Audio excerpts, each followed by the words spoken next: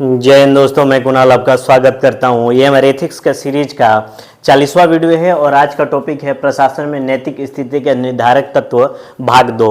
भाग 1 में हम लोगों ने देखा था कि कैसे सामाजिक और ऐतिहासिक कारण हमारे प्रशासन में नैतिक स्थिति को निर्धारित करते हैं। आज हम लोग उसके आगे अध्ययन करेंगे। तो आइए देखते हैं कि और कौन कौन से कारक हैं जो हमारे प्रशासन में नैतिक नीति को निर्धारित करते हैं। ठीक है, इसमें आएगा अगला कानूनी कारण, लेकिन उससे पहले थोड़ा सा और भी समझ लेते हैं कि कानूनी कारण से पहले और क्या क्या समस्याएं हो सकती है समाज में।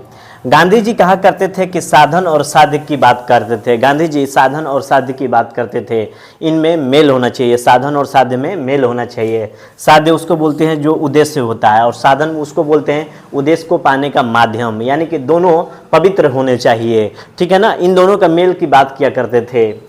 अब साधन और साध्य का पारस्परिक एवं समानांतर संबंध खत्म हो चुका है। अब हमारे यहाँ जो दर्शन चल रहा है समाज में वो परिणाम सापेक्षवाद है, जिसे टेलियोलॉजी बोलते हैं। यानी कि अब हमारे यहाँ जो दर्शन चल रहा है परिणाम सापेक्षवाद का, यानी जो कुछ भी है वो परिणाम है, रिजल्ट है। आपका काम रिजल्ट के सापेक्ष हो तो साधन से क्या करना, यानी कि साधन कोई भी अपनाया जा सकता है रिजल्ट को पाने को। गलत तरीके से पैसा आ सकता है तो आने दीजिए। ठीक है ना, यहाँ उद्देश्य पैसा है। कैसे पैसा आ रहा है इसके बारे में नहीं सोचना है, इसके परिणाम के बारे में सोचना है कि पैसा आना चाहिए। जैसे कि एग्जाम्पल के तौर पे लेते हैं कि राजनीति में कुछ लोग खड़े होते हैं चुनाव के लिए और चुनाव वो जीतना चाहते हैं। उनका उद्देश्य है चुनाव जीतना। इसके लिए वो कोई भी साधन अपना सकते हैं। भ्रष्ट साधनों का यूज कर सकते हैं, दादागिरी का उपयोग कर सकते हैं, गुंडे पाल सकते हैं चुनाव जीतने के लिए। तो देखते हैं कि जो भी राजनीति में आज जो हो रहा है, टिकट दिया जा रहा है बाहुबलियों को दिया जा रहा है। टिकट किसको दिया जा रहा है? बाहुबलियों को दिया जा रहा है। क्यों? क्योंकि वो चुनाव जीतने के प्रबल दावेदार हैं। ठीक है ना, तो उनका उद्देश्य है चुनाव जीतना, भले ही वो भ्रष्ट आदमी क्यों ना हो। तो इस तरह से हम देखते हैं कि राजनीति में अपराधीकरण बढ़ने लगा है, जिसका मुख्य कारण है परिणाम सापेक्षवाद का दर्शन। आगे हम देखें तो ये सारी चीज़ें समाज पर प्रभाव डालने लगी है। ये सारी की सारी चीज़ें समाज पर प्रभाव डालने लगी है और प्रशासन में वही लोग आते हैं जो समाज से आते हैं, तो प्रशासन में भी ये सारी चीज़ें वहाँ पर आने लगी है। हमारा जो भारतीय दर्शन था कि त्यागपूर्ण जीवन जीना चाहिए, धन पर ध्यान नहीं देना चाहिए, धन सर्वस्व नहीं है, ये हमारा भारतीय दर्शन प्रणाली था। इसमें इस्लाम आया तो इस्लाम ने संचय को महत्व, धन के संचय को महत्व को स्वीकारा नहीं। जैन बौद्ध धर्म तो सीधे सीधे संचय को नहीं स्वीकारते हैं। तो ये सारी बातें कौन सोचता है? आज हमारे यहाँ ये सारी बातें सोचना नहीं है, वो आदर्शवादी बातें हैं। आज हमारे यहाँ परिणाम सापेक्षवाद का बात किया जाता है, रिजल्ट का बात किया जा रहा है, टेलियोलॉजी का बात किया जा रहा है। इसके मुख्य कारण है कि खर्चे बहुत बढ़ गए हैं, बहुत सारी बीमारियां हैं, लग्जरी लाइफ है, उपभोक्तावाद है। ठीक है ना, उस वजह से क्या हो रहा है ना कि परिणाम की ओर हम लोग टिल्टेड हो रहे हैं, झुकाव की ओर। हमारा जो झुकाव है परिणाम की ओर बढ़ते जा रहा है। तो ये थोड़ा सा परिचय हुआ। अब देखते हैं कि कानूनी कारण क्या है जो नैतिक स्थिति के निर्धारक तत्व हैं हमारे प्रशासन में।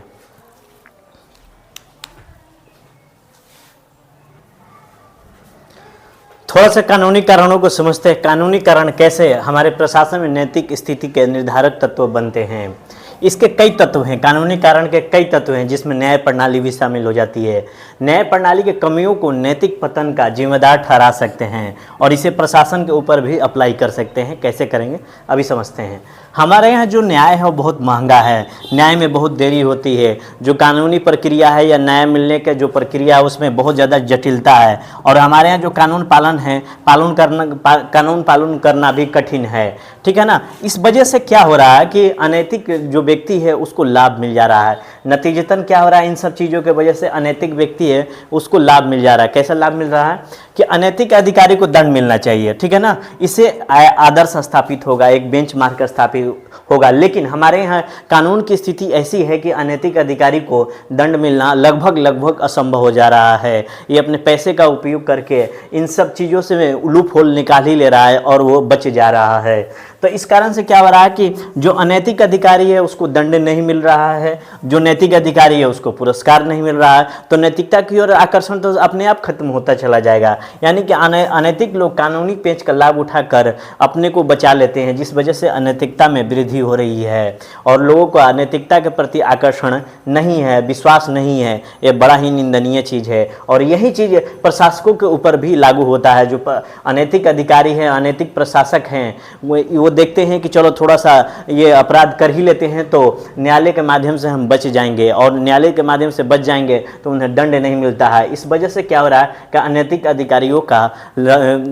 अधिकारियों का स्तर बढ़ते जा रहा है, यानी कि अनैतिक लोगों की संख्या प्रशासन में बढ़ते जा रही है, क्योंकि उन्हें दंड मिलने का जो डर है वो खत्म होते जा रहा है। लोगों का नैतिकता के प्रति आकर्षण खत्म हो रहा है, जिस वजह से क्या हो रहा है कि प्रशासन में नैतिक स्थिति का पतन होते चला जा रहा है कानूनी कारणों के कारण। अब देखते हैं कि राजनीतिक कारण कैसे नैतिकता की स्थिति को निर्धारित करते हैं।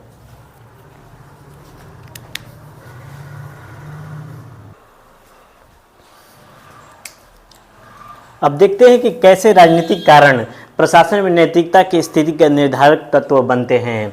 ये जो राजनीति है हमारे जीवन पर हावी है, क्योंकि पानी तक का हमारे राजनीति है उपलब्ध कराती है, हमारी सरकार ही उपलब्ध कराती है। जो हमारे यहाँ शासन का तंत्र है वो डेमोक्रेसी है, लोकतंत्र है। जो राजनीति है, और इस तरह से हम देखें कि जो राजनीति है निर्देशन करने वाली संगठन है, सीधे सीधे प्रशासन का निर्देशन करती है, यानी कि जो राजनीति है प्रशासन का भी निर्देशन करती है। यानी कि हम देखेंगे कि जो विधायिका होती है कानून बनाती है, और विधायिका से ही मंत्री निकलते हैं जो प्रशासन के भी सर्वोच्च शिखर पर बैठे रहते हैं। इस तरह से जो हमारा राजनीति है प्रशासन का निर्देशन करती है। निर्देशन करने वाली पॉलिटिकल क्लास बड़ा प्रश्न है कि अगर अच्छा है तो हमारा निर्देशन अच्छा होगा, अगर निर्देशन अच्छा है तो हमारे यहाँ प्रदर्शन अच्छा होगा, प्रशासन सकारात्मक प्रभाव छोड़ेगा। यह वर्ग अपने आप में ही अगर अनैतिक है तो इसका निर्देशन भी भ्रष्ट होगा, प्रशासन भ्रष्ट होगा। तो ये डिपेंड करता है कि हमारा पॉलिटिकल क्लास कैसा है। अगर पॉलिटिकल क्लास निर्देशन अच्छा करेगा तो हमारे यहाँ जो विधि है, हमारे यहाँ जो प्रशासन है वो सकारात्मक प्रभाव छोड़ेगा। ठीक है, इस कारण हम देखते हैं कि राजनीति और प्रशासन में जबरदस्त गठबंधन चले आ रहा है। जैसे कि बहुत सारे राजनीतिक दल होते हैं अपने यहाँ अपने पसंद के अधिकारियों को नियुक्ति करते हैं। अगर अधिकारी अपने पसंद का नहीं है, वो नैतिक अधिकारी है और रूल्स एंड रेगुलेशन से तहत काम करता है तो ये राजनीति के लिए सूट नहीं करता है। वो ईमानदारी से काम करता है तो राजनीति के लिए सूट नहीं करता है, उनका ट्रांसफ़र कर दिया जाता है। ट्रांसफ़र भी कर दिया जाता है। उसके साथ साथ देखेंगे कि जो भी एमएलए हैं, एमपी है, चाहे उस एरिया के नेता हैं, उससे ये टकराते रहते हैं ये जो अधिकारी वर्ग हैं। ये फिर भी ये जो अधिकारी वर्ग है जो ईमानदार है, झुकने को तैयार नहीं है, उनकी हड्डी जो होती है कमर की हड्डी स्टील की होती है, वो चाहते हैं कि चल ट्रांसफ़र हो जाए, लेकिन अपने सिद्धांतों से अडिग रहते हैं। अगर बात करें तो राजनीति में बहुत ज़्यादा भ्रष्टाचार है। कैसे कि ये जो राजनीति है धन पर आधारित है। ये धन कहाँ से आएगा? तो धन आएगा पूंजीपतियों के माध्यम से, उद्योगपतियों के माध्यम से। और ये जो चुनाव जो लड़ा जाता है, धन और अपराधी प्रवृत्ति के लोगों को ज़्यादा तवज्जो दी जाती है। धन और अपराधी प्रवृत्ति के लोगों को ज़्यादा तवज्जो दी जाती है। इस कारण से जो हमारी जो राजनीति है राजनीति का अपराधीकरण होने लगा है।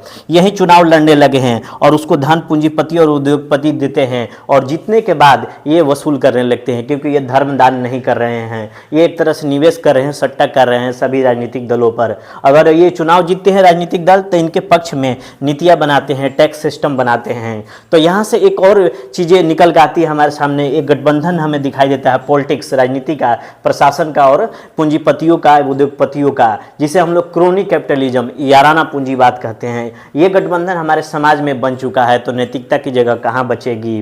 ठीक है ना। अगर प्रशासक अगर पॉलिटिशियन की बात माने, पॉलिटिशियन कैपिटलिस्ट की बात माने और पॉलिटिशियन को केवल लाभ का इच्छा हो, तो ये नैतिकता कहाँ बचेगी? नैतिकता के पतन में सबसे जिम्मेवार कारक है याराना पूंजीवाद। और अब देखेंगे सीधे सीधे औद्योगिक घराने भी पॉलिटिक्स में प्रवेश करने लगे हैं। इनका बुरी तरह से नियंत्रण हो गया है पॉलिटिकल क्लास पर, राजनीति पर, और ये खुद ही राजनीति में प्रवेश करने लगे हैं। तो यानी कि याराना पूंजीवाद हमारे यहाँ नैतिकता के पतन में प्रमुख जिम्मेवार है। प्रशासन में नैतिकता के पतन में बहुत ज़्यादा जिम्मेवार माना जाता है।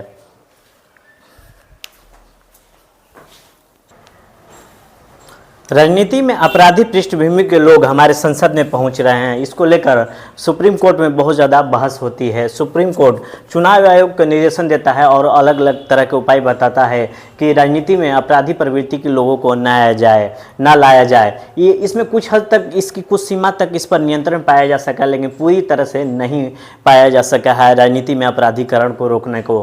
आपराधिक पृष्ठभूमि वाले को अगर टिकट न दिया जाए तो इस सीमा को पाया जा सकता है। अगर बात करें तो राजनीतिक दल के अंदर नैतिकता से कोई लेना देना नहीं होता है। ये केवल नैतिकता की बातों में ही वे कहते हैं कि नैतिकता होनी चाहिए, बातों को तक ही सीमित है, ये अमल में नहीं लाते हैं। इसका प्रभाव सोसाइटी पर पड़ता है। यदि भ्रष्टाचार रोकना है, भ्रष्टाचार रोकना है, राजनीति में अपराधीकरण रोकना है, तो चुनाव में सुधार किया जाए। इसके लिए फंडिंग को रोका जाए, जहां से फंडिंग आ रही है उसको रोक दिया जाए, यानी कि चुनाव को सस्ती विधि बनाया जाए, क्योंकि भारत में चुनाव बहुत महंगा होता है। अगर यही चुनाव अगर सस्ता होगा तो राजनीति में क्रोनी कैपिटलिज्म नहीं होगा, यानी कि कहने का मतलब हो गया कि राजनीति में जो पूंजीपति हैं या उद्योगपति हैं उनका प्रवेश नहीं होगा। ठीक है ना, चुनाव को सस्ता कर दिया जाए तो आम व्यक्ति भी लड़ सकता है। तो धन का प्रभाव कम होने से अनैतिकता पर थोड़ी रुकावट आ सकती है राजनीति में। ठीक है, आगे देखते हैं।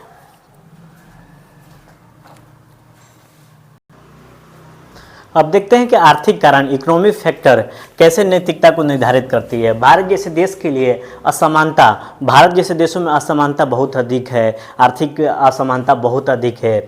भले ही प्रति व्यक्ति आय हमारी थोड़ी ज़्यादा हो, लेकिन हमारे यहाँ बहुत ज़्यादा भुखमरी है, बहुत लोग बीपीएल में हैं। ठीक है ना, तो अगर हम लोग कुछ बात कर ले कि विश्व के, हमारे यहाँ जो कुछ लोग हैं, विश्व के कुछ लोग हैं जो हैं धनी लोगों में शामिल हैं, इससे असमानता तो कम नहीं होती है ना। हमारे यहाँ आर्थिक असमानता बहुत अधिक है।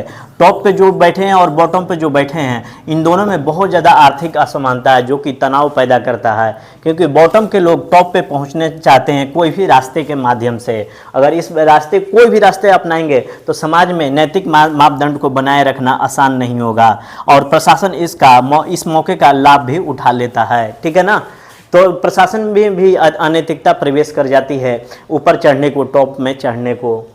ठीक है, आर्थिक असमानता 1991 के बाद बहुत ज़्यादा हो गई, क्योंकि आर्थिक संसाधनों को पाने के लिए लोगों में होड़ मच गई, पूंजीपतियों में होड़ मच गई आर्थिक संसाधनों को पाने के लिए। और आर्थिक संसाधनों का पर अधिकार प्रशासन का होता है। उनको परमिशन देना हो, चाहे लाइसेंस देना हो, चाहे अगर बात करें टेंडर देना हो, तो ये किसके हाथ में होता है? प्रशासन के हाथ में। और पूंजीपतियों के अंदर होड़ है आर्थिक संसाधन को पाने की, प्रतिस्पर्धा है, तो इसका लाभ प्रशासन उठा लेता है और अनैतिक स्थिति को जन्म देता है। तो आर्थिक जो कारण है ये भी जिम्मेवार है अनैतिकता का। ठीक है, आगे देखते हैं।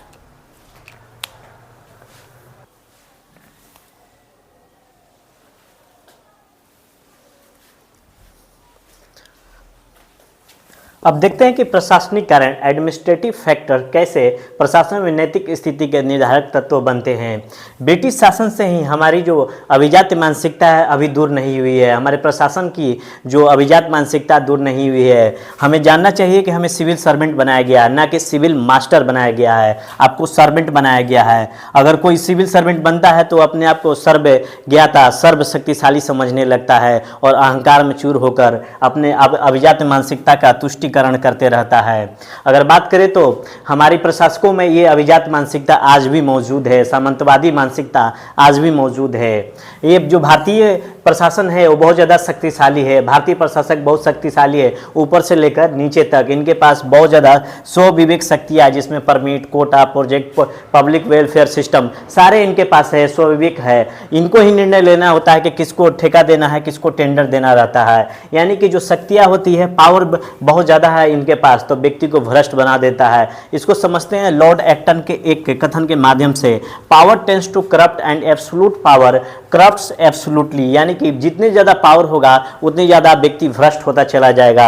एब्सोल्यूट पावर डेमोरलाइज्ड, यानी कि निरंकुश शक्ति व्यक्ति को चरित्रहीन और अनैतिक बनाती है। ये लॉर्ड एक्टन का ही कथन है, जो कि भारतीय प्रशासन के साथ मौजूद है, चाहे पॉलिटिक्स हो चाहे एडमिनिस्ट्रेशन हो।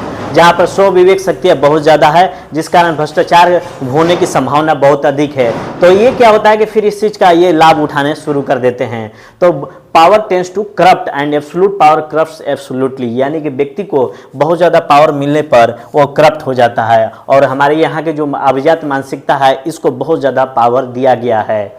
ठीक है, आगे और देखते हैं।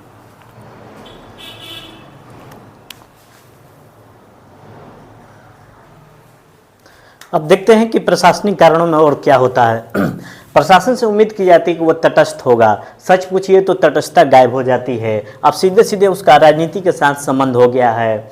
राजनीतिज्ञ जब भी कोई भी पॉलिटिकल पार्टी आती है अपने पसंद के ऑफिसर को अपने आसपास रखना चाहती है, क्योंकि 1991 के बाद एलपीजी रिफॉर्म जब आया था, गठबंधन की सरकार बनने लगी, सिंगल पार्टी डेमोक्रेसी खत्म हो गई।